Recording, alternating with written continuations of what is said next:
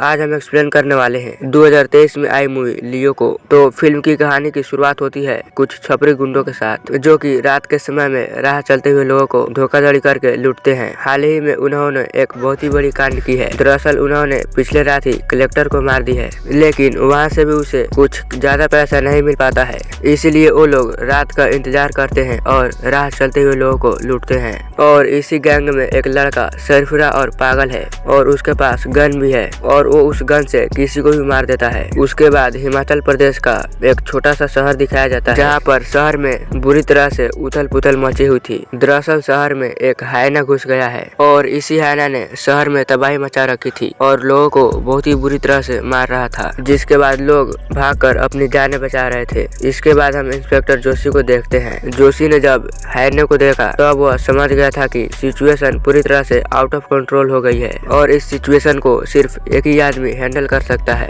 और उसका नाम पार्थिबन है। फिर उसके बाद जोशी तुरंत ही पार्थिबन को कॉल करता है और उसे इस हायने के बारे में बताता है और वह पार्थिबन से बोलता है कि अगर तुम फौरन यहाँ नहीं आए तो ये हायना पूरी शहर में तबाही मचा देगी। हालांकि यहाँ पर फॉरेस्ट डिपार्टमेंट के भी लोग थे, लेकिन उन सब से कुछ भी नहीं हो रहा था। तो पार्थिबन तुरंत ही यहाँ चला आता है और वह जोशी को बताता है कि ये हायने बहुत खतरनाक होते हैं और अगर इसे टॉर्चर करने की कोशिश की जाए तो ये और ज्यादा खतरनाक हो सकती है। अभी प्लान सेट कर ही रहे थे कि तभी वो हायना स्कूल की तरफ भागने लगता है, जहाँ पर कि 2-3 बच्चे खड़े हुए थे। ये देखकर पार्थिबन तुरंत ही मैदान में उतर जाता है और हायने को कंट्रोल करने लगता है। क्योंकि जोशी की गन काम नहीं कर रही थी, तो पार्थिबन का बेटा सिद्धार्थ अपने जॉवलिन के द्वारा अपने पिता को जॉवलिन देता है और उसके द्वारा पार्थिबन हायना को इंजेक्शन देकर आराम से सुला देता है। और इसी तरह से पार्थिबन ने अपने शहर को इस हायना से बचाया। और यहाँ पर ही हमें मालूम पड़ती है कि पार्थिबन जानवरों को रेस्क्यू करने का ही काम करता है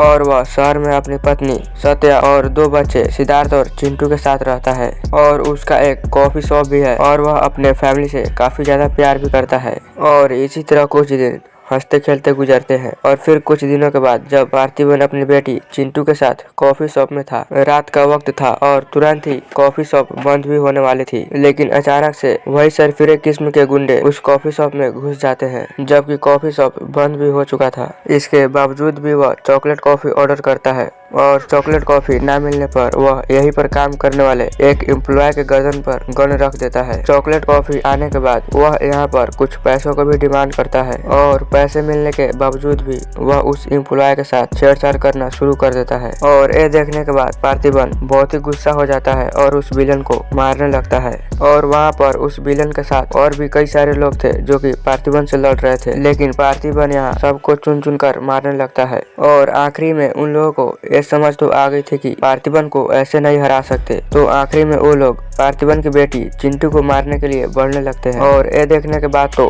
पार्थिबन को और भी ज्यादा गुस्सा आने लगता है और पास में पड़ी हुई गन उठाता है और इन 6 लोगों को वहीं पर मार गिराता है। यहाँ पर पार्थिबन ने 6 गोलियां चलाई थी और वो 6 गोली उन 6 गुंडों को सिर में लगी थी। इसके बाद पार्थिबन को जेल हो जाता है क्योंकि वह 6 लोगों को मार गिराया था, इसलिए अब जोशी भी कुछ भी नहीं कर सकता है। हालांकि जोशी पार्थिबन को कदम कदम पर अपना साथ देता रहता है। और इसके बाद एक केस सीधे कोर्ट में जाती है और वहाँ पर ये साबित हो जाती है कि पार्थिबन ने जो कुछ भी किया था वो सेल्फ डिफेंस में किया था। और फिर उसके बाद पार्थिबन पर लगे सारे चार्ज हट जाते हैं और पार्थिबन को बाइज्जत बरी कर दी जाती है। जैसे ही पार्थिबन अपने फैमिली के साथ कोर्ट से बाहर निकलता है तब वह अपना मुंह छिपाने लगता है। दरअसल वो अपने मुंह मीडिया वालों से छिपा रहा था, लेकिन कुछ भी करके मीडिया वाले उसकी कुछ तस्वीरें ले लेती है। इसके बाद कुछ दिन ऐसे ही गुजरते हैं और फिर उसके बाद पार्थिबन अब कुछ डरा सा रहने लगता है। कहीं पर भी उसका मन नहीं लग रहा था, इसलिए वह कई दिनों से अपने दुकान भी नहीं गया था। दरअसल में उसे इस बात का अंदाजा है कि जिन लोगों को उसने मारा है वो उसके फैमिली तक जरूर पहुंचेंगे, इसलिए अब उसे अपनी फैमिली के टेंशन में डर लगने लगता है।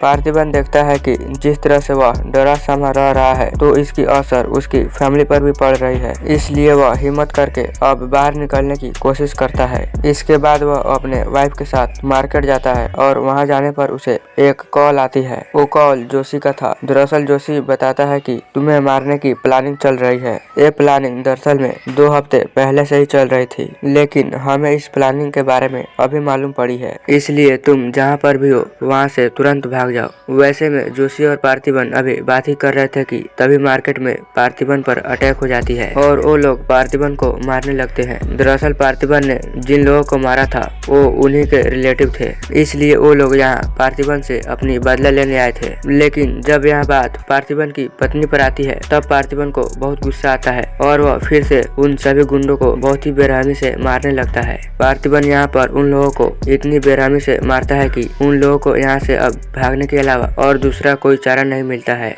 और फिर इसके बाद वो लोग किसी भी तरह करके अपनी जान बचाकर भाग जाते हैं। तो अब इस लड़ाई झगड़े और हादसे के बाद से पार्थिबन अब पूरे शहर में फेमस होने लगा था। पार्थिबन की इन बातों के समेत उसकी फोटो भी चेन्नई पहुंच गई थी, क्योंकि बहुत सारे ऐसे गुंडे हैं जो पार्थिबन को ढूंढ रहे हैं। दरअसल में इन गुंडों को पार्थिबन की तलाश नहीं है, बल्कि उन लोगों की तो तलाश लियो की है, जो कि 20 साल पहले मर गया था। तो चेन्नई का हेरोल्ड नाम का विलन जब पार्थिबन की फोटो देखता है तब वह पूरी तरह से हैरान रह जाता है कि आखिर लियो जिंदा कैसे है। और जब उसे ये बात मालूम पड़ती है कि लियो जिंदा है तब वह ये बात अपने बड़े भाई एंथोनी को बताता है और इसी के बाद एक आदमी एंथोनी को बोलता है कि हमें पार्थिबन को मारने के लिए कितने आदमी भेजना चाहिए। इस पर एंथोनी बोलता है कि अगर वह पार्थिबन है तो सिर्फ 4 लोग ही काफी है, लेकिन अगर वह लियो है तो 400 भी कम पड़ जाएंगे।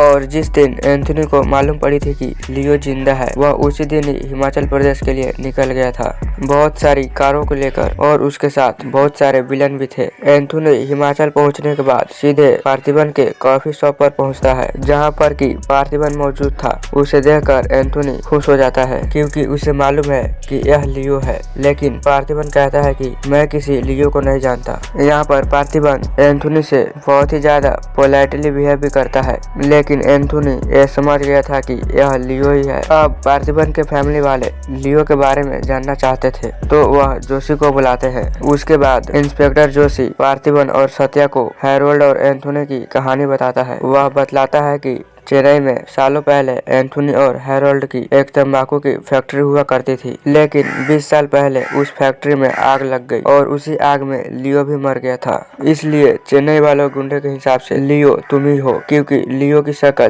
तुमसे मिलती है। बात रही रिश्ते की तो एंथोनी का बेटा लियो था और लियो हेरोल्ड का भतीजा, इसलिए वो लोग यहाँ अपने बेटे और भतीजे के लिए आए थे। पार्थिबन ने जिन लोगों को कॉफी शॉप में मारा था वो लोग यहाँ पर सत्या पर अटैक कर देते हैं। वहाँ पर पार्थिबन तो मौजूद नहीं था, लेकिन सही समय पर एंथोनी वहाँ पहुंचकर अपने आदमियों से उन गुंडों को पिटवा कर भेजवा देता है। इसके बाद एंथोनी सत्या को बताता है कि तुम जिस इंसान के साथ रह रही हो वह दरअसल मेरा बेटा लियो है। वह एक खूनी है, वह सारी दुनिया को बेवकूफ बना सकता है लेकिन अपने बाप को नहीं। अब घर पहुँचने के बाद सत्या पार्थिबन से लियो के बारे में पूछने लगता है, लेकिन पार्थिबन उसे बोलता है कि मुझे लियो के बारे में कुछ भी मालूम नहीं है। तो यहाँ पर सत्या जो है खुद ही लियो की इन्वेस्टिगेशन करने के लिए निकल जाती है। और जब एक दिन पार्थिबन को मालूम पड़ जाती है कि सत्या जो है उस पर शक कर रहा है और लियो को लेकर जासूसी कर रहा है, तो उसका भरोसा टूट जाता है और फिर वह रोते हुए सत्या को बोलता है कि लियो कौन है मैं नहीं जानता, और अगर लियो की शक्ल मुझसे मिलती है तो इसमें मेरी क्या गलती है। इसके बाद पार्थिबन सत्या को पूरी तरह से समझा देता है कि वह लियो नहीं है। लेकिन अब आगे हम देखते हैं कि इंस्पेक्टर जोशी को भी अब कहीं न कहीं पार्थिबन पर शक होने लगता है, इसलिए अब वो भी पार्थिबन के लिए इन्वेस्टिगेशन शुरू करता है। और फिर उसे मालूम पड़ती है कि जिस फैक्ट्री में आग लगी थी उसमें से एक व्यक्ति बच गया था और वह जेल में है और कुछ दिनों के बाद उसे फांसी भी होने वाली है। इसलिए इंस्पेक्टर जोशी अब तुरंत ही उस जेल में पहुंच जाता है उस आदमी से मिलने के लिए। वहां पर वह पार्थिबन की फोटो दिखाते हुए बोलता है कि क्या यह लियो है, लेकिन वहां पर जो आदमी जो है वह लियो की स्टोरी बताता है। लियो की स्टोरी बताते हुए बोलता है कि ये कहानी चेन्नई में शुरू हुई थी, जहाँ पर तंबाकू की फैक्ट्री हेरोल्ड और एंथोनी चलाया करते थे और एंथोनी का एक बेटा लियो था जो कि बहुत ज्यादा खतरनाक था। वह मेरे लिए बेटे का समान था और वह हेरोल्ड और एंथोनी से अच्छा उस तंबाकू के फैक्ट्री को चलाता था। लियो उस धंधे के लिए किसी को भी मार सकता था, उसी तरह जिस तरह हेरोल्ड और एंथोनी करते हैं। और वो लोग भी बहुत खतरनाक है और किसी पर भी उन्हें जरा सा भी शक होता था तो वो उसे तुरंत ही मार देते थे। और इसी के साथ कुछ दिन बाद हम देखते हैं कि एंथोनी को अब अंधविश्वास पर भरोसा होने लगता है और वो अपने धंधे को बढ़ाने के लिए कुछ पंडितों की बात सुनकर जानवरों की बलि देने लगता था। लेकिन धीरे धीरे वह करके नर की बलि देने लगा और धंधा बिल्कुल ठीक चल रहा था और उसे ऐसा लग रहा था कि नर की बलि देने से ही उसकी धंधा ठीक चल रही है। लेकिन दरअसल में वो नहीं जानता था कि ये धंधा तो लियो चला रहा है और हाल ही में ही लियो के कुछ गुंडे 2000 किलो की माल बॉर्डर के पार पहुंचा दिया है। इसी वजह से वो लोग यहाँ पर धूमधाम से पार्टी कर रहे थे और तभी एंथोनी को एक पंडित बताते हैं कि अगर तुम्हें धंधे को और भी ऊंचाई पर ले जाना है तो तुम्हें 2 लोगों की बलि देनी होगी। और वो बलि थी लियो और उसकी बहन एलिसा की। इस धंधे को लियो और एलिसा बहुत ही अच्छे से संभाला करते थे, लेकिन अब उनकी बलि देना पड़ेगा क्योंकि पंडितों के हिसाब से उनकी बलि देना बहुत जरूरी है। तो यहाँ पर जब लियो और एलिसा को मारा जाता है तब यहाँ पर जंग छिड़ जाती है और यहाँ पर एक तगड़ी फाइट शुरू हो जाती है जहाँ लियो सभी लोगों को चुन चुन कर मार रहा होता है। और यहाँ पर एंथोनी ने अपने छोटे भाई हेरोल्ड से कह दिया था कि उन दोनों को मार दिया जाए। तो हेरोल्ड ने एलिसा को गोली मार दी थी और वह वहीं पर ही मर गई थी। उसके बाद लियो हेरोल्ड को मारने वाला था, तभी वहाँ पर एंथोनी आ जाता है और लियो को गोली मार देता है और तभी यहाँ पर एक बहुत ही बड़ा धमाका होता है जिस वजह से सभी को ये लग रहा है कि लियो उसी में मारा गया है। अब एक कहानी प्रेजेंट में आती है और इंस्पेक्टर जोशी फिर से उस आदमी से पूछते हैं कि क्या यह लियो है। उस पर यह आदमी बोलता है कि यह आदमी बिल्कुल ही लियो नहीं है क्योंकि लियो को वह भारी भीड़ में भी पहचान सकता है। जिसके बाद जोशी को पूरी तरह से यकीन हो जाता है कि पार्थिबन लियो नहीं है। उसके कुछ दिनों बाद फिर से हम एक कार का बहुत ही बड़ा काफिला देखते हैं और एक कार का काफिला एंथोनी का था। दरअसल में ये सारे लोग पार्थिबन के घर के बाहर ही थे और इसी बीच एंथोनी पार्थिबन को कॉल करके बाहर भी बुलाता है, लेकिन पार्थिबन बाहर नहीं जा रहा था। उस पर एंथोनी बोलता है कि तुम्हारा बेटा सिद्धार्थ मेरे कब्जे में है और ये बताने के बाद एंथोनी अपनी पूरी फौज लेकर वहां से जाने लगता है। और ये सुनकर पार्थिबन को गुस्सा आ जाता है और वह उन लोगों को पीछा करने लगता है जहाँ पर कि पार्थिबन के साथ नेपोलियन भी बैठा हुआ था। और फिर वह आगे जाकर रुकते हैं और एक तगड़ी फाइट शुरू हो जाती है जहाँ पर पार्थिबन फिर से उन लोगों को चुन चुन कर मारने लगता है। लेकिन एंथोनी सिर्फ ये चाह रहा था कि पार्थिबन ये कंफर्म कर दे कि वही लियो है, लेकिन पार्थिबन ये बोल बोल कर थक गया था कि वह लियो नहीं है। और फिर उन दोनों के बीच एक दमदार फाइट होती है जिसमें कि लियो पार्थिबन को मार देता है। उन दोनों के साथ कुछ और लोग भी थे जो वहां से जा चुके थे। उस कार में सिद्धार्थ भी था और वो लोग उस कार को लेकर हेरोल्ड के पास पहुंच जाते हैं। जब हेरोल्ड को ये मालूम पड़ती है कि पार्थिबन ने एंथोनी को मार दिया है तब हेरोल्ड पार्थिबन को कॉल करता है और बोलता है कि तुम मेरी भाई की बॉडी मेरे पास ले आओ और अपने बेटों को ले जाओ। अब यहाँ पर पार्थिबन के पास अपने बेटों को बचाने के लिए और दूसरा कोई चारा नहीं था, इसलिए वह एंथोनी की बॉडी को लेकर हेरोल्ड के बताई हुई जगह पर जाने लगता है। वह उस जगह पर पहुँच जाता है और फिर देखता है कि हेरोल्ड के पास एक बहुत ही बड़ी फौज है। वहाँ पर हेरोल्ड बोलता है कि हमारी तुमसे कोई दुश्मनी नहीं है, बस तू ये कंफर्म कर ले कि तू ही लियो है। लेकिन पार्थिबन बता कर थक गया था कि वह लियो नहीं है। इस पर हेरोल्ड बोलता है कि अगर तू नहीं बोलेगा कि तू लियो नहीं है मैं तुम्हारी सारी फैमिली को मार दूंगा। हेरोल्ड यहाँ पर अपने लोगों को कॉल करता है जो कि पार्थिबन के घर के पास ही थे और उसके ऑर्डर पर वो लोग घर के अंदर जाने लगते हैं। लेकिन यहाँ पर हम देखते हैं कि पार्थिबन ने सारी प्लानिंग पहले ही सेट कर रखी थी और जो लोग भी घर के अंदर जा रहे थे